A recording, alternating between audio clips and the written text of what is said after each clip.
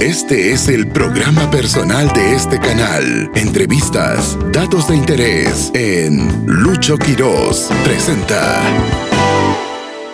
Amigos, nos encontramos aquí con nada más y nada menos que Monseñor Ricardo Coronado Arrasqui.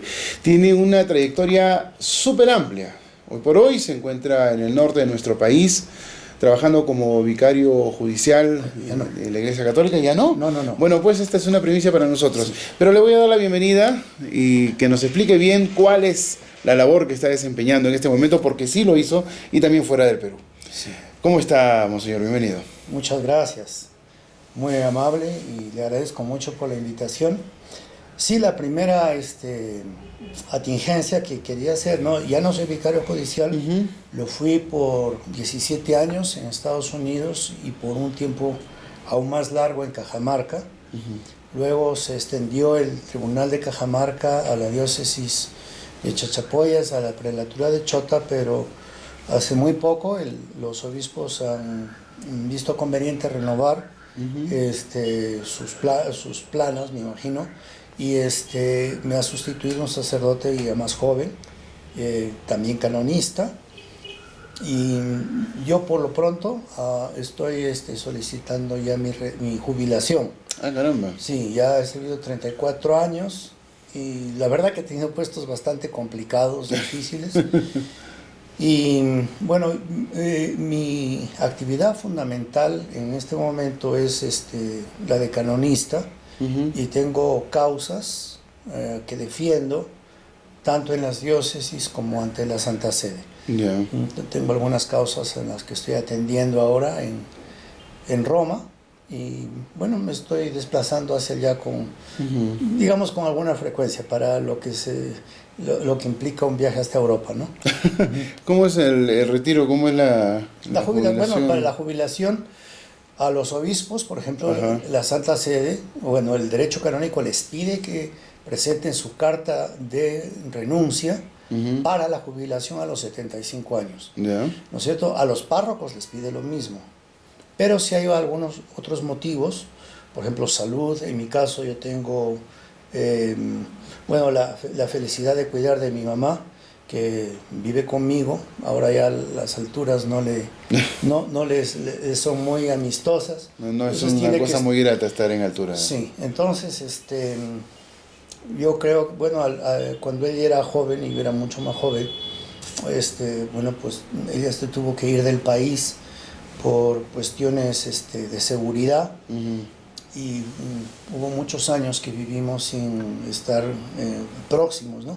Ahora ya cuando tiene ya su edad más avanzada, y yo también, pienso que ya no es el momento de poderla dejar a su suerte. Claro. Bueno, pues uno toma decisiones, ¿no? Así es. Aunque no se lo vea a usted nada pasado de edad, ¿eh? No, muchas gracias. No, es que no. La procesión va por dentro. Sí, obviamente el tema de haber trabajado en cargos complicados en la iglesia uno lo deja hasta sí. internamente, ¿no? Sí. Y el trabajo suyo ha sido bastante intelectual, eso también es... Bueno, ha sido académico, pero también ha sido emocionalmente desgastante. Muy fuerte. Los tribunales en la iglesia, últimamente, yo soy canonista de hace más de 25 años. Cada vez son de una demanda más intensa, una responsabilidad mucho más fuerte. Y parece mentira que después de muchos años de que los obispos, de que las conferencias episcopales inclusive vieran al derecho canónico como la cenicienta de las disciplinas eclesiásticas, ahora es una demanda intensa y muchos de ellos no cuentan con los sujetos o con las personas que tengan una experiencia foral suficiente, ¿no? Claro. Claro. Yo deseo jubilarme, mejor dicho, y lo que sí deseo, porque yo también constato que aquí en el Perú hay una carencia muy grande y notable de canonistas que hayan tenido experiencia tanto en los tribunales diocesanos como en los tribunales de la Santa Sede. Y constato también que la administración de justicia es en el Perú, dentro de la iglesia, está en una gran crisis y no es accesible para la mayoría de los fieles, y me parece una injusticia muy grande la que se sufre en general Claro. en el Perú. Pero eso, ¿a orden de qué se da? De que no se han preparado canonistas. Básicamente es por eso. Claro, no es por el sistema, no es por la forma de administrar la justicia, sino es básicamente porque hay una carencia. Hay carencia y hay falta de experiencia foral. El asunto pasa por otra cosa. Yo quería saber acerca del tema de los exorcismos. Ajá. ¿Usted ha hecho exorcismos? Sí. Yo sé que según la iglesia todo obispo de por sí ya es un exorcista, ¿no? Un sacerdote, un presbítero, un párroco no puede serlo mientras no sea obispo, a menos que también no haya sido preparado o tenga el permiso del obispo para hacerlo. Sí, tiene que haber un nombramiento expreso del obispo para poder oficiar. ejercer. Ahora, lo que la Santa Sede también pide es que, aunque la persona nata, es decir, el exorcista nato es el obispo, porque es una delegación de Jesús a los apóstoles, es decir, es un mandato de Jesús a los apóstoles, y los sucesores de los apóstoles son los obispos. En general, es una tarea que absorbe muchísimo. Yeah. Es primero la preparación espiritual que uno debe tener para enfrentar una sesión o atender a una persona que está afligida. Le quitaría a un obispo diocesano pues un tiempo muy considerable, ¿no? Que seguramente lo necesitará para otras ocupaciones que son tan o más urgentes para el bien común de su diócesis, ¿no? Claro. Ahora, la persona que es poseída ¿por qué razones básicamente? Bueno, primero la posesión siempre es una permisión de Dios, ¿no? Dios tiene que permitirlo, si no, no es posible. Entonces, hay varias razones por las cuales una persona puede ser poseída, unas que pertenecen a la voluntad propia y otras que son ajenas a la voluntad de la persona. Es decir, no se puede identificar de modo inmediato que la persona que ha sido poseída o que está vejada por el demonio sea un gran pecador, porque ha habido santos que han sido poseídos también. Entonces, lo que suele entre los teólogos, los demonólogos, los que se dedican al estudio de los ángeles, y los ascetas, llegan a la conclusión que esto es como un grito de Dios, ¿no? Es el último esfuerzo de Dios para llamar a una persona a la conversión.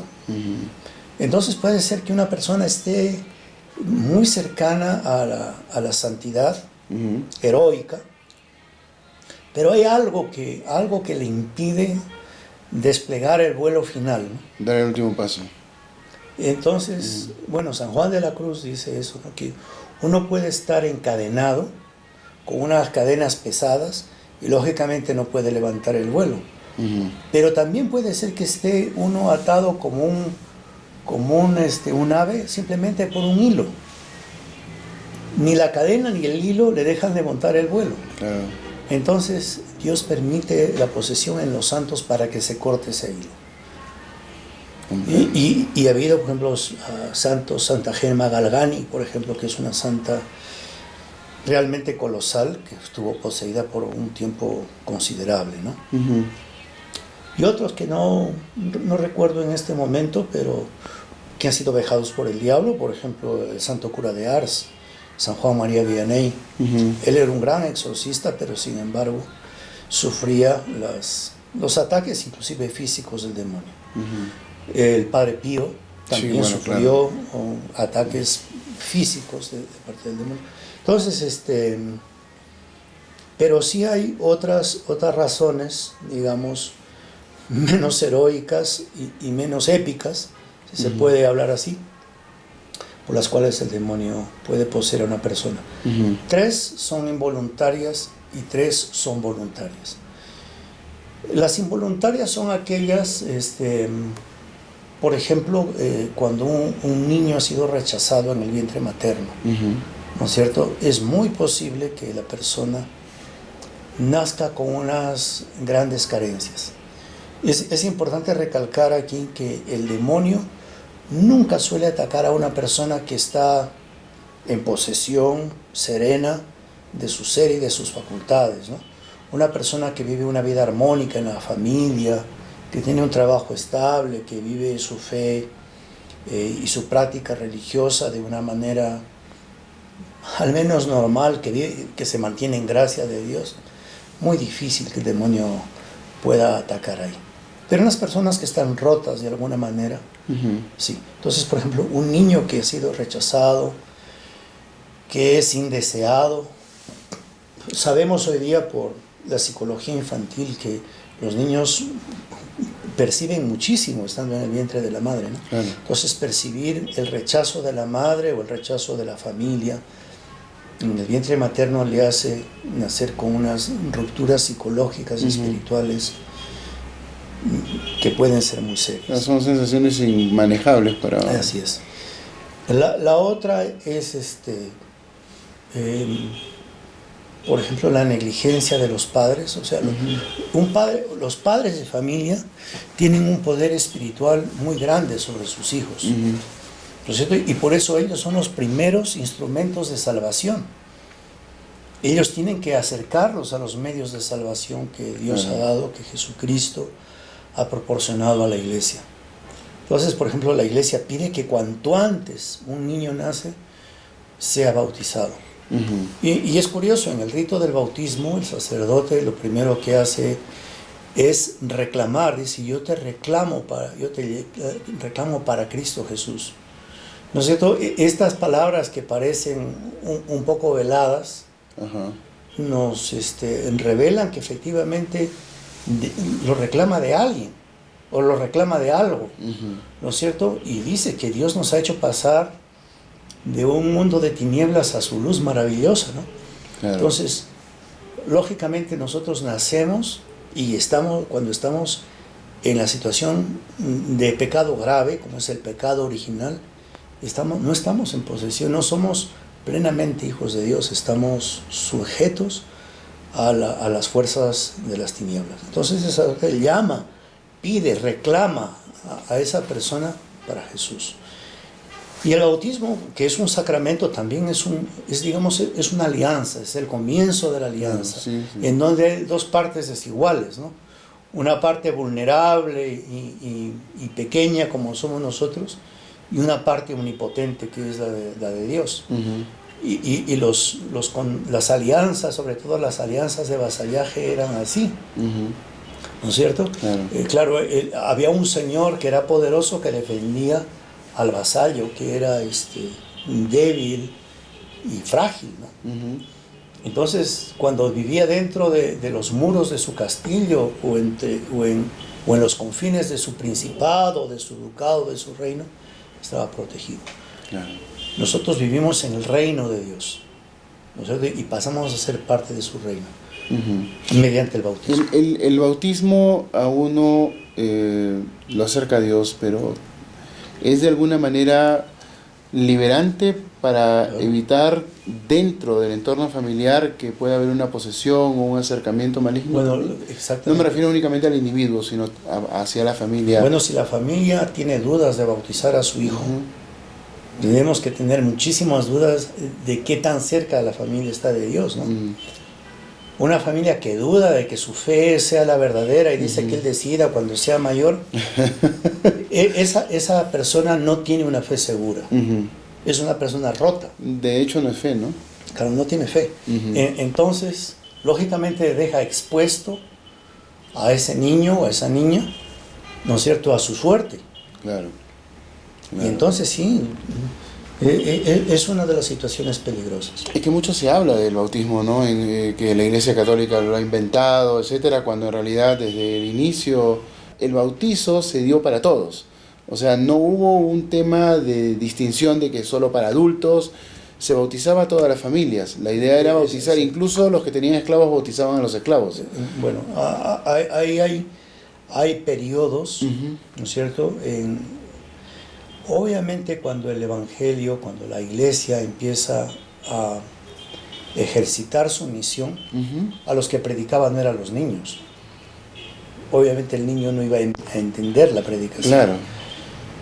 Hay que entender que, sobre todo en la sociedad romana, el pater familias era el que decidía la suerte de toda la familia. Si él se convertían todos. ¿No es cierto? Todos los que estaban en casa. Pero en general se bautizaba a las personas mayores, pues eran los que escuchaban la predicación. Claro. Más tarde, ¿no es cierto? En el Jus Gentium del derecho romano, esto se reconoce que este principio, ¿no? Cuius regio, ejus religio. Entonces, se seguía la religión del rey. Por eso, cuando Enrique VIII rompe con la Iglesia Católica, toda Inglaterra se convierte en anglicana. Entonces, es el rey el que determinaba la religión Claro, hoy día eso lo vemos nosotros como un escándalo que atenta contra los derechos humanos. Pero en el Jus Gentium de Roma así se hacía.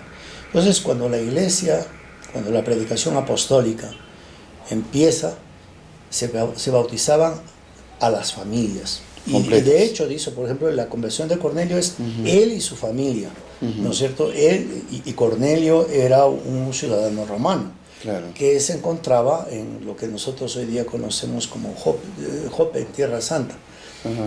Entonces, pero después, ¿no es cierto?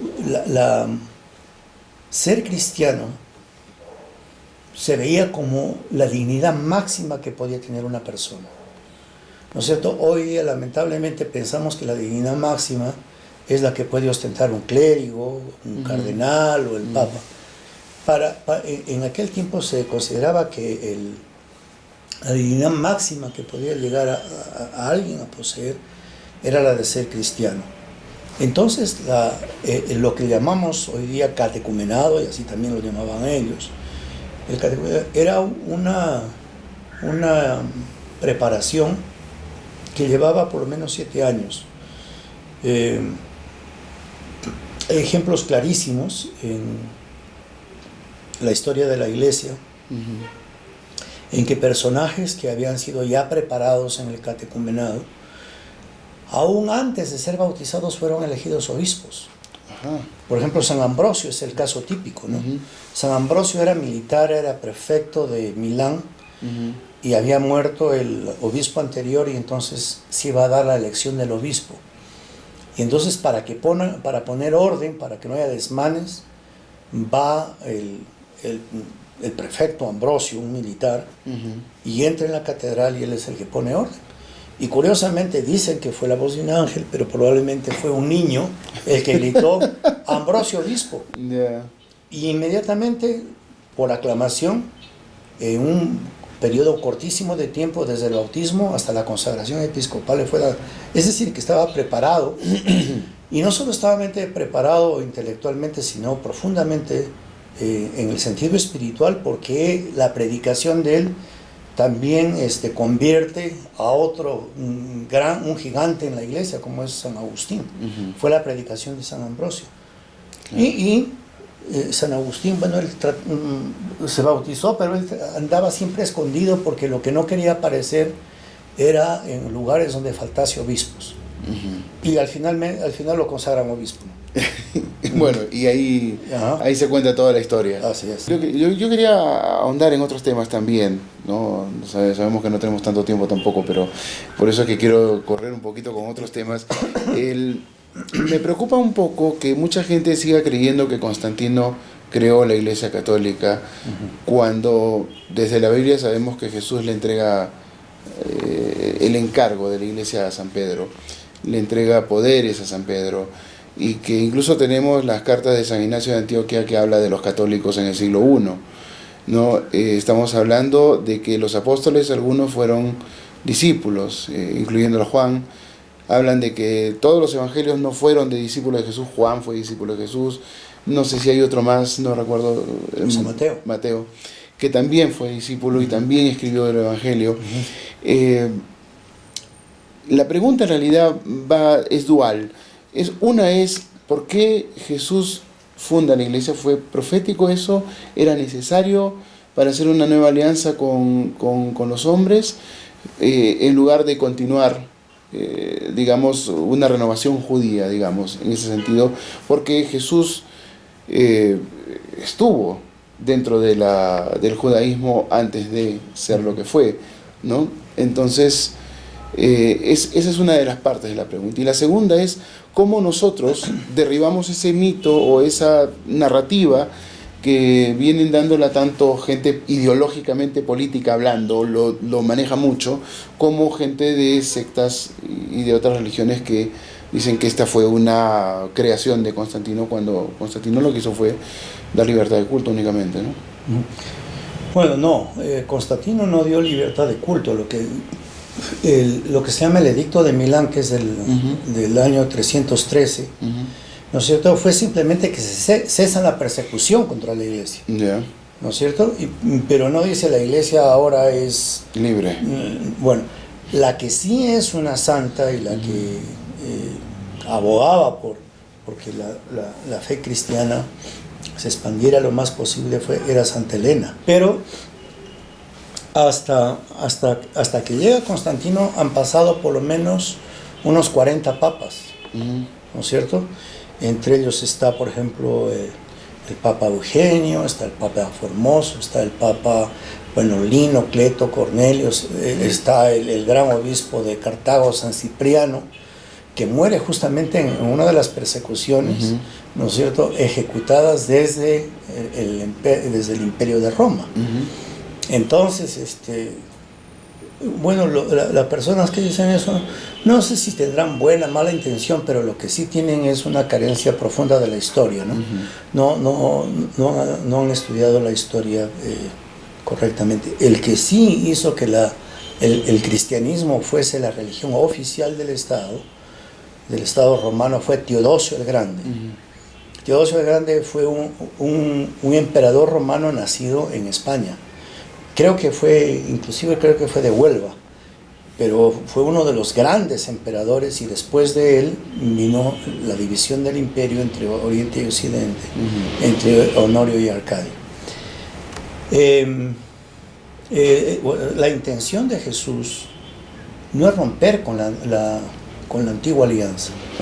La intención de Jesús es que la antigua alianza toma toda su dimensión y su significado más profundo en la nueva, ¿no es cierto? No es romper con él. Jesús lo dice a cada momento: no he venido a abolir la ley y los profetas, he venido a darles plenitud. Lo que ocurre es que las conspiraciones y los partidarismos que habían en aquel momento histórico en Israel hacen que no se entienda la presencia del Mesías, pero con unas características que sobrepasaban las que ellos habían cultivado y habían consolidado durante tiempo. Mesías quiere decir en sentido más conciso, quiere decir Salvador, ¿no? Es el Salvador. Entonces Israel había estado acostumbrado a que todos los Mesías que tenía, por ejemplo Moisés, Josué, Judas Macabeo, tenían unas características muy concretas. Primero, eran líderes militares, eran también reformadores religiosos y eran consolidadores de la identidad política de Israel. Tenían esas tres dimensiones. Entonces, lo vemos claramente con Moisés. Moisés, obviamente con asistencia divina, derrota el ejército más poderoso de su tiempo, ¿no es cierto? El faraón y el imperio egipcio era un imperio inderrotable, tanto para los otros imperios circunvecinos como para las poblaciones más pequeñas. Y Moisés los derrota. Moisés les da, digamos ahora en nuestro lenguaje, si se quiere, interpolando los tiempos, les da una identidad nacional. ¿No es cierto? Les revive la fe de sus padres y les dice que tienen que nuevamente consolidar la tierra prometida y la nación que Dios les ha dado. Y finalmente es un reformador religioso, ¿no es cierto? Les purifica, saca de la idolatría de Egipto, los purifica de eso, inclusive les quita todos los remanentes de idolatría con el becerro de oro, ¿no es cierto? Que es uno de los dioses de Egipto, y los purifica en ese sentido y establece un nuevo culto. Josué hace lo mismo. Judas Macabeo, ¿no es cierto?, aparece en la época en que Alejandro Magno había tomado posesión de Israel. Y entonces Israel se había helenizado. Algunos inclusive nos dice el libro de los Macabeos justamente que habían disimulado la circuncisión, o sea que se avergonzaban de su religión. Hasta que apareció Judas Macabeo y purificó lo mismo. Derrotar al ejército de Alejandro Magno, a los Seleucidas, que era, ¿no es cierto?, en una provincia minúscula, insignificante, para un conquistador como Alejandro Magno, que llegó hasta los confines del mundo conocido, era pues una proeza. Entonces, lo mismo esperaban en la época de Jesús. Las condiciones sociopolíticas eran muy parecidas. Estaban bajo la ocupación y el poder extranjero de Roma, ¿no es cierto? El culto en el templo había sufrido una seria corrupción. Vemos a Jesús indignándose, ¿no es cierto?, y echando a los mercaderes del templo. Y ellos esperaban que el Mesías restaurase el reino de David. El reino de David había cesado ya hacía más o menos 1000 años. Y ellos esperaban que Jesús, para reconocerlo como Mesías, cumpliese estas características, que fuese un militar. Y le están asustando a cada momento. ¿Vas allá a restaurar el reino? Ahora quiere proclamarlo rey. Un acoso completo. Un acoso desde el principio, ¿no es cierto? Pero no solamente eso viene desde los líderes de Israel, sino también viene de la tentación del demonio. Quiere cambiar la misión sobrenatural, espiritual y religiosa de Jesús por un proyecto político. Adórame a mí y te daré todos los reinos. Sí, claro. O sea, líder político. Coincidente con eso, ¿no? Exacto. Entonces, Jesús no se convierte en líder político. Jesús dice que el culto en el templo no va a ser reformado, sino que va a haber un culto en espíritu y de verdad. Y que al contrario, que el templo va a ser demolido, que no va a quedar nada.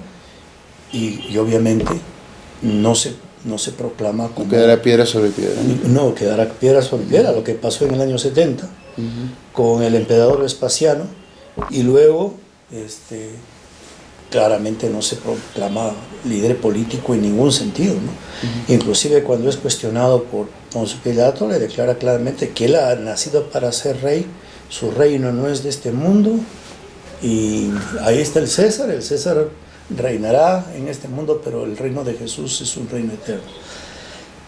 Entonces, esas características de Jesús no pueden ser reconocidas para el que está esperando, ¿no es cierto?, un cumplimiento de las promesas de Dios en una dimensión puramente política, materialista, digamos así.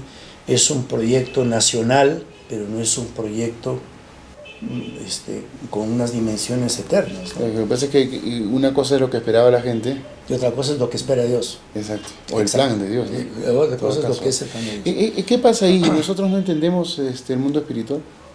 ¿Somos incapaces de llegar a eso? Bueno, lo que está ocurriendo, bueno, yo no sé, si usted me pregunta eso en general, en el mundo, yo creo que sobre todo Occidente ha perdido la sensibilidad espiritual en unas dimensiones escandalosas, ¿no? Mientras que en el Oriente no es así. En el Oriente la sensibilidad espiritual es muy grande, ¿no es cierto? Erradas en algunas formas, en algunas expresiones, en algunos contenidos esenciales, pero eso difiere mucho con el escepticismo y, digamos, la procacidad que ante la religión se vive en Occidente, ¿no? Sí.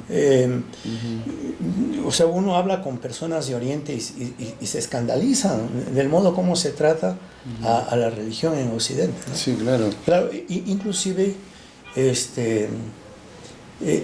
las facciones, digamos, de la sociedad que se autoproclaman más avanzadas, no se puede proclamar una verdad teológica o una verdad de fe, aunque sea muy racional, porque simplemente a los creyentes nos han quitado la ciudadanía, ¿no? Y uno, si es que trata de expresar sus convicciones religiosas, inmediatamente dice, eso no tiene valor, eso es religioso. Entonces le han quitado al creyente la posibilidad de ser ciudadano, porque no consideran que el aporte de la fe tenga ninguna contribución en la sociedad moderna. Es más ideológico materialista en todo caso, y por eso es que, digamos, se va corrompiendo un poco el espíritu y también la mentalidad de la persona. Un punto que me parece muy importante, usted ha tocado, ideológico materialista. Bueno, la ideología, como usted sabe, en las disciplinas filosóficas es el modo más ínfimo de pensamiento, ¿no? Porque la ideología no le interesa la verdad, sino le interesa la acumulación de datos para manejarlos en búsqueda de poder. Así es. Pero no le interesa la verdad. No. Lo que le interesa es amasar poder. Todo lo demás poder. Es un medio para conseguir los fines. Exactamente. Y lamentablemente eso está ganando bastante espacio. Entonces, la cuestión y la pregunta es para los católicos, ¿en dónde está Dios? O sea, ¿cómo un católico puede sentirse católico? ¿Cómo un católico puede ser un católico hoy en día cuando muchos católicos no cumplen casi ningún precepto? Creen que le agradecen al universo y no a Dios. No, bueno, si tenemos que ser sinceros, de esto tiene mucho culpa la iglesia moderna, ¿no? En los últimos años, la iglesia se ha avergonzado de ser católica. Y yo veo, por ejemplo, en los seminarios, pero también en los programas de formación en muchas partes del occidente, se ha sustituido simplemente por ideología, se ha sustituido por un proyecto intratemporal y se ha eliminado prácticamente todo lo que tiene sentido trascendente, se ha eliminado mucho el sentido sobrenatural, no se quiere hablar de cuestiones que son fundamentales, como son, por ejemplo, la realidad de la vida eterna, la realidad de la muerte. Hay un castigo eterno, hay una salvación eterna. Esas son cuestiones simplemente para dar miedo a las personas o son fuente de un verdadero conocimiento. ¿No es cierto? Mucho progresismo ahí, ¿no? Bueno, ha intervenido el progresismo en la iglesia también. Bueno, lamentablemente yo no le llamaría progresismo porque el progresismo es tener un avance cuantitativo y cualitativo. Pero el progresismo, más bien, que estamos viviendo actualmente, me parece a mí un retroceso. De hecho que sí. Porque nos está llevando a una suerte de sociedad en la cual no se respeta la dignidad de la persona humana, que solamente puede ser defendida y fundamentada desde el sentido más profundo de Dios, ¿no? Claro, es que arrebatan a Dios a las personas. Claro, lo que pasa es que Hobbes es el autor de uno de los autores de este nuevo sentido del Estado moderno, ¿no? Y para Hobbes el Estado es el Leviatán, ¿no? Es el Leviatán, que es uno de los demonios, que debe aplastar el interés personal o la dignidad personal, las aspiraciones personales en favor de un colectivismo.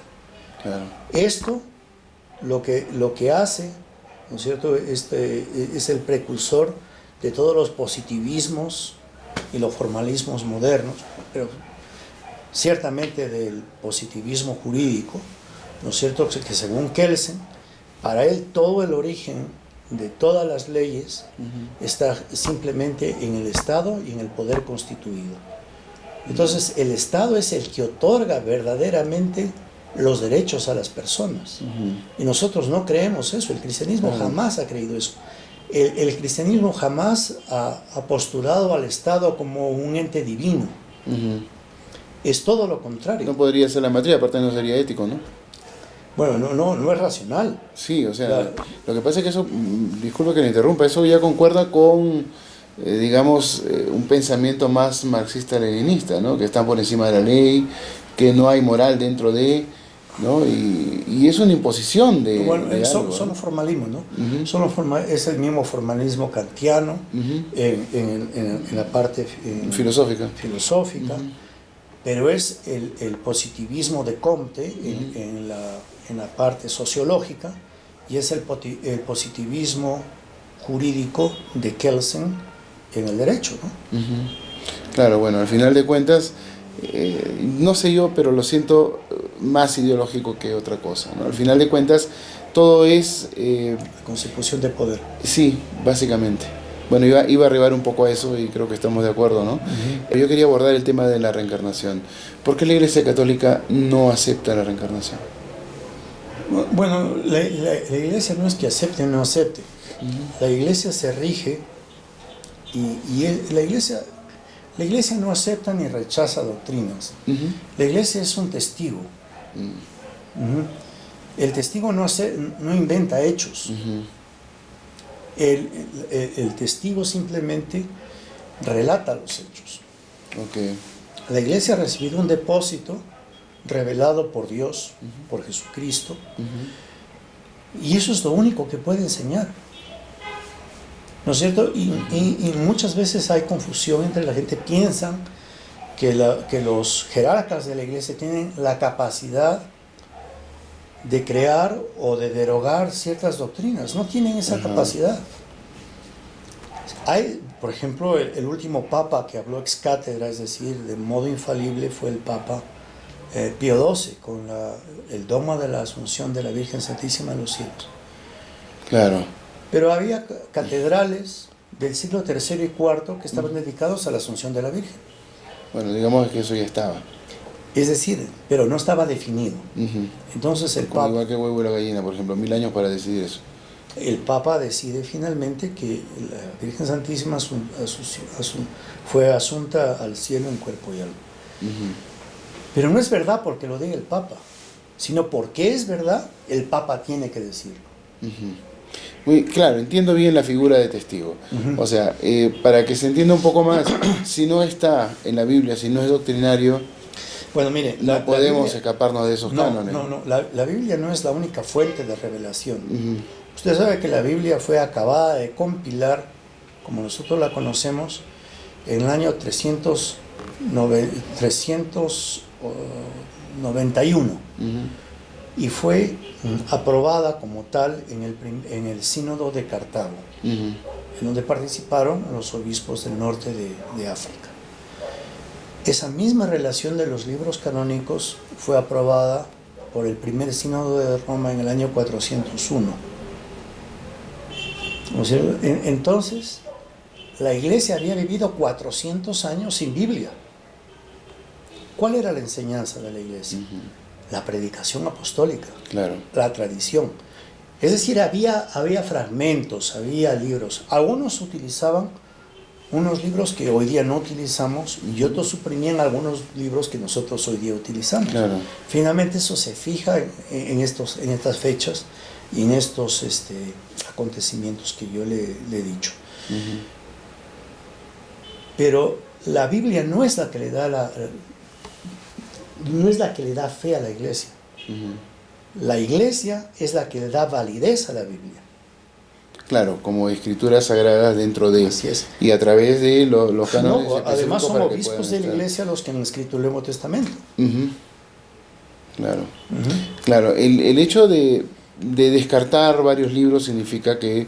O sea, todos los libros canónicos, o sea, del Nuevo Testamento, tienen que tener una tradición apostólica, tienen que estar vinculados a uno de los apóstoles. Directamente. Directamente. Porque nosotros, claro, la gente piensa que tenemos que tener la fe de Jesús.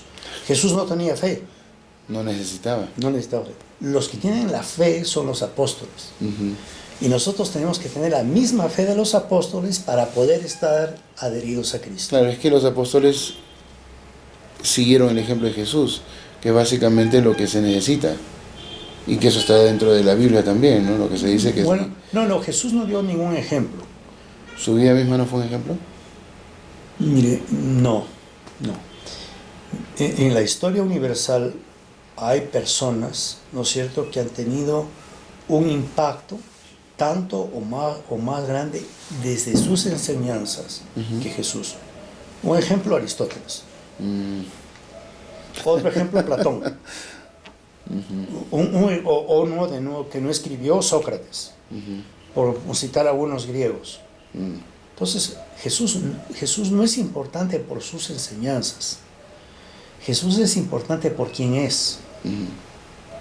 O sea, ni siquiera por el sacrificio de la cruz. No, el sacrificio de la cruz es importante por quién es. Exacto. Porque hay otros muchos que también fueron sacrificados en la cruz. Digamos que el ser es mucho más grande que todo. Exactamente. El ser, la persona de Cristo, es el instrumento de salvación.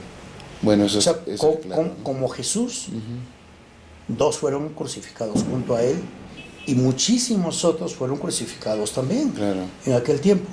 Ninguno de ellos tiene la grandeza de Jesús. Claro, ninguno, ¿verdad? Así es. ¿Y cómo es esto de la Trinidad? Dios Padre, Dios Hijo, Dios Espíritu Santo. ¿Cómo se forma el Espíritu Santo? ¿De dónde aparece? ¿Cómo fue todo antes de la creación? ¿Qué se sabe sobre eso? Bueno, eso está muy claro, ¿no? El que mejor, digamos, no el que mejor, el que lo explica de un modo más accesible es el que a mí me ha parecido, se lo atribuyen a San Roberto Bellarmino. En el Génesis vemos que las ideas que tiene Dios no quedan en ideas, sino todas se hacen ser, todas se convierten en ser. Entonces, por ejemplo, Dios dice, hágase la luz, y la luz se hace. Hágase las constelaciones, y las constelaciones se hacen. Es decir, en Dios el acto, el lícito es igual que el acto imperado. ¿No es cierto? Para explicarme mejor, por ejemplo, yo puedo tener un deseo muy grande ahorita de comerme un helado. ¿No es cierto? Pero ese deseo no hace que aparezca el helado. Claro. ¿No es cierto? Yo tengo que tener un acto imperado de ir a la heladería y comprarme uno. En cambio en Dios no, el acto ilícito es lo mismo que el acto imperado. O sea, su deseo se convierte en hecho. Eso lo vemos en toda la creación. Pero ¿qué ocurre cuando Dios piensa en sí mismo? Esa idea fuertísima, inmensa, potente, ¿se queda simplemente en idea? Bueno, si es capaz de crear otras cosas, obviamente, ¿no? Pero Dios no puede crear otro Dios. Porque es único. Por definición Dios tiene que ser único. Entonces, eso no es que se convierta en otro Dios, sino se convierte en otra persona, con la cual tiene un diálogo, ¿no es cierto? Y por eso a la segunda persona de la Santísima Trinidad se le dice que es el reflejo del Padre. Pero no el reflejo en el sentido de un espejismo en el desierto o la refracción de un haz de luz. No, la reflexión es reproducir la idea de sí mismo de una manera observable para el sujeto que la produce. Claro. Entonces contemplable. Entonces se convierte, y por eso a Jesús le llamamos el logos, o el verbo.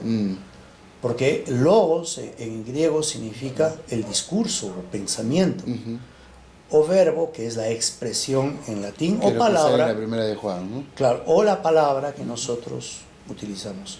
Entonces, O sea, o sea, cuando nosotros hablamos de la palabra de Dios en teología, no nos referimos a un libro, nos referimos a una persona. Claro. Uh-huh. Por eso Jesús. Esa es la segunda persona de la Santísima Trinidad. ¿No es cierto? Y en el credo decimos que ha sido engendrado, no creado, que es de la misma naturaleza que el Padre es hecho. ¿No es cierto? Que fue concebido por Dios antes de todos los siglos.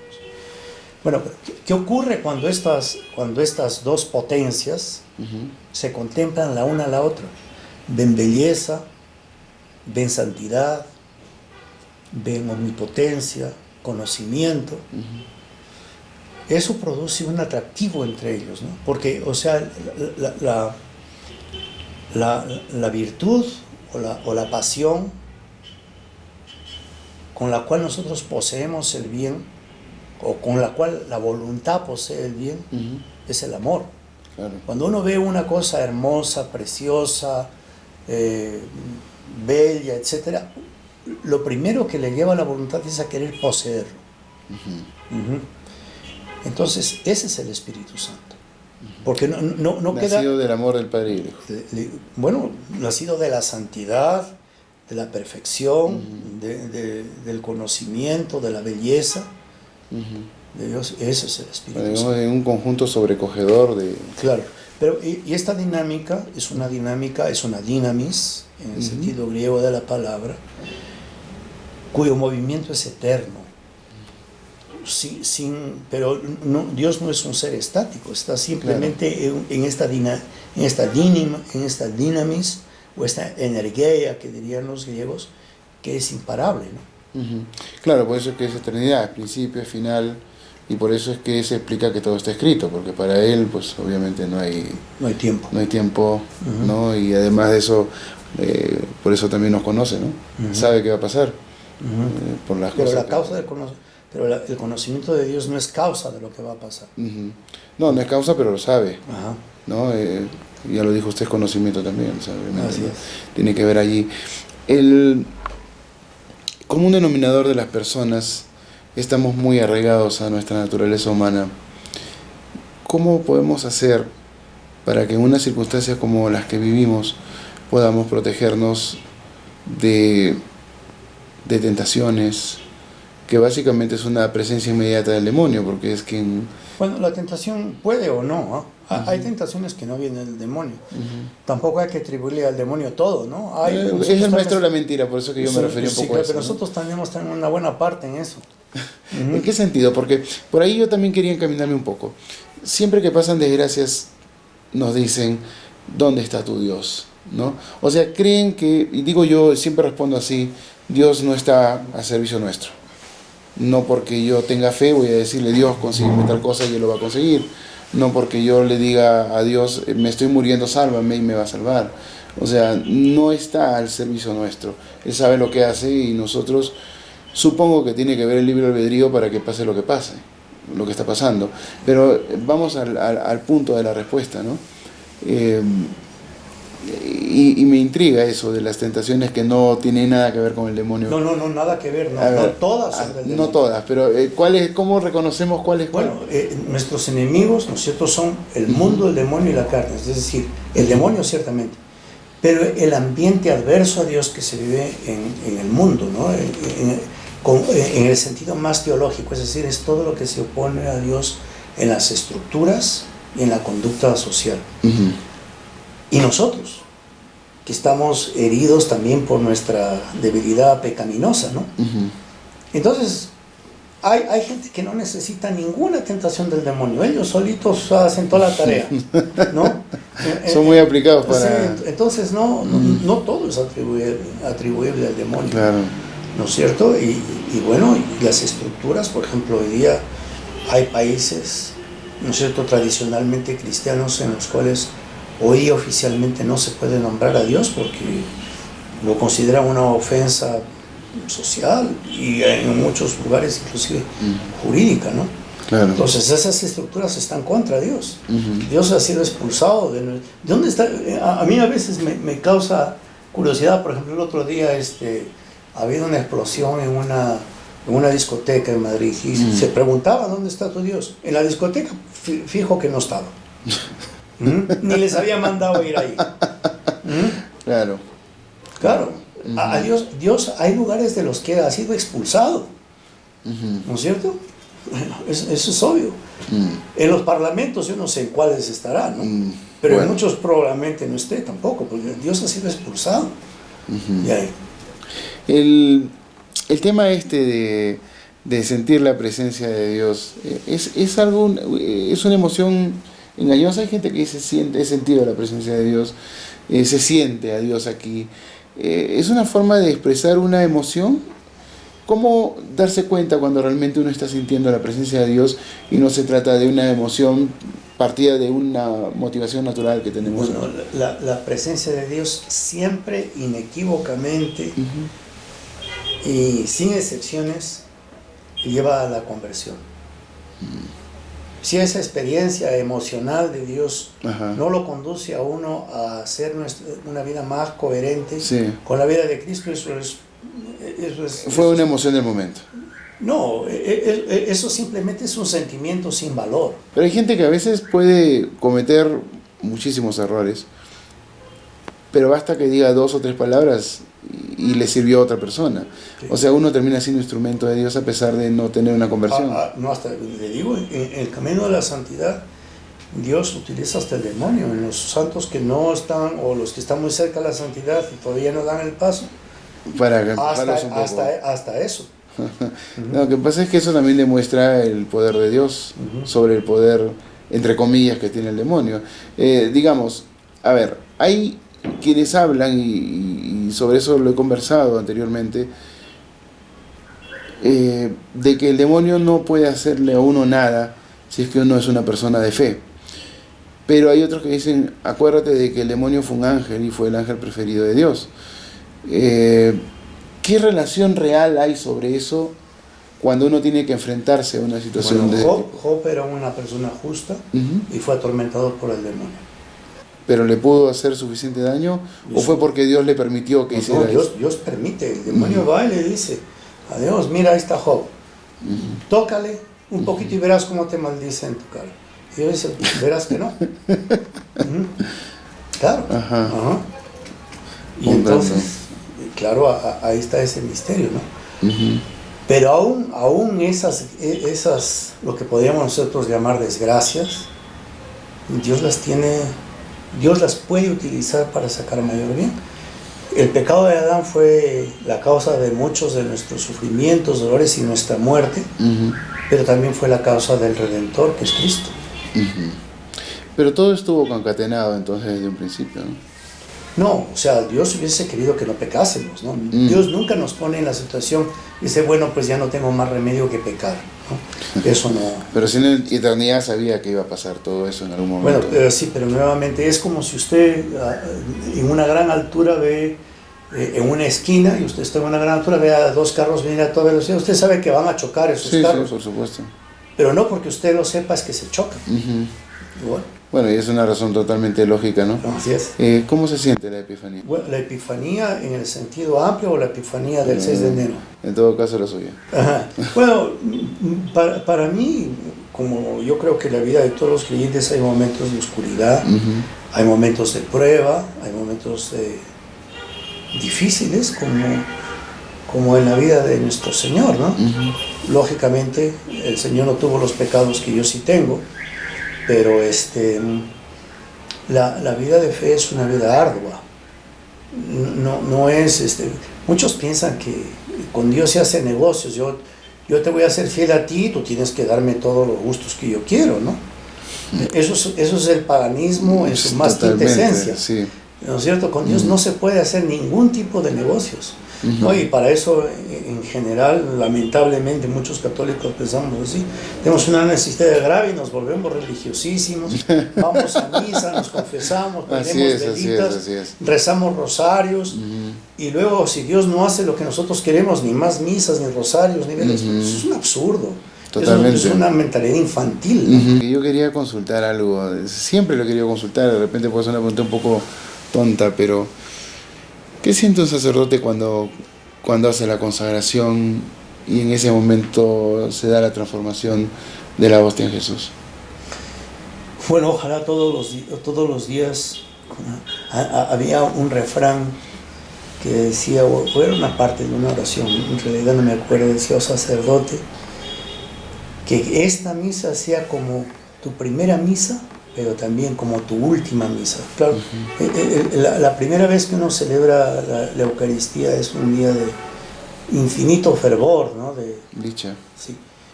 Y la última, si uno sabe qué es la última, sabe que efectivamente cómo uno va a estar celebrando la Eucaristía, Ajá. así Dios nos va a ver dentro de un rato, ¿no? Ajá. Entonces, yo quisiera tener ese fervor todos los días, pero no, lamentablemente todos los días uno no tiene el mismo fervor, porque hay contradicciones, porque hay preocupaciones, porque hay distracciones. Pero en general, le confieso yo, sinceramente para mí no hay un día completo, no hay un día, mi día no ha terminado bien si no celebro primero la misa.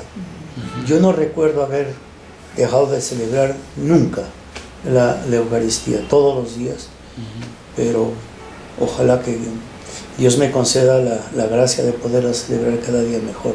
Bueno, ojalá que sí, ¿no?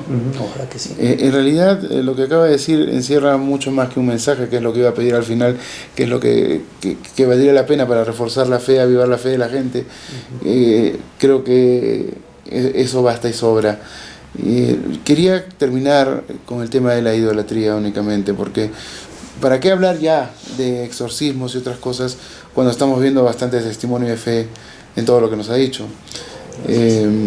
No, es totalmente sincero lo que estoy diciendo. ¿Por qué un católico no es idólatra? Históricamente, ¿qué fueron los ídolos para poder señalar como antiguamente fue una persona idólatra? ¿Por qué nadie conoce de la veneración, de la hiperveneración, etcétera, dentro de la Iglesia Católica?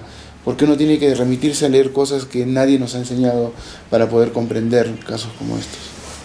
Bueno, lamentablemente la catequesis se ha pauperizado mucho, ¿no es cierto? Yo a veces he ido a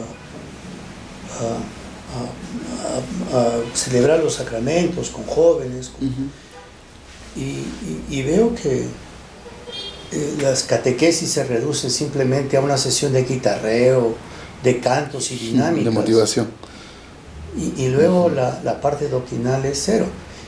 Y si uno a un joven le da una doctrina sólida, ese joven va a quedar absolutamente arrobado, va a quedar absolutamente impresionado. Cristo va a ser el ideal de su vida, va a ser su amor fundamental. Imposible de borrárselo de su corazón, de su mente. Claro. Pero la preparación sacramental debería ser no solamente doctrinal, sino también espiritual, ascética, que les enseñen la oración, les enseñen la contemplación. Es algo que uno no se puede quitar jamás de su vida cotidiana. Claro. Entonces, usted me ha hecho una pregunta muy, muy concreta. ¿Qué es la idolatría? La idolatría puede ser cualquier cosa. Más bien yo preguntaría, ¿qué es la adoración? ¿No es cierto? La adoración es tener a Dios como nuestro bien y amor supremo. Eso es adoración. Los otros son actos de adoración. Arrodillarme delante del Santísimo, levantar mis manos y pedirle misericordia, son actos de adoración. Claro. Pero la adoración es mi amor supremo para el bien supremo. Eso es. Ahora, ¿qué cosa es la idolatría? Es poner en el lugar de Dios a cualquier otra cosa. No, eso de imágenes y eso son necedades de los Dios manda en el Antiguo Testamento hacer imágenes. Manda que se hagan 2 querubines de oro y se los ponga sobre el arca. Y que se haga una procesión. Manda que se haga la imagen de una serpiente. Manda que se haga la imagen de... Presenta las imágenes además, ¿no es cierto? La del toro, la del águila, lo presenta el profeta Daniel. Entonces, Dios manda que se hagan imágenes. Lo que Dios prohíbe es que a esas imágenes se les adore. Pero en el sentido de entregarles nuestro amor como si fuese un Dios. ser. Exactamente. O sea, no se lo puede reemplazar nunca. Ahora, lo que sí es cierto, y San Pablo lo dice claramente en la carta a los Romanos, es que todos los dioses de la antigüedad son demonios, sin excepción. Sin ninguna excepción. Entonces todos ellos, así como Baal, por ejemplo, etcétera, ¿no? Baal es Belzebú. Ajá. Claro. Ajá. Entonces, digamos que esas deidades en algún momento quizás fueron hasta apariciones del propio demonio. Sí, ciertamente. ¿No? Ciertamente. Y que podemos eso arrogarlo también a Shiva, a todos. Sin duda. Sin duda.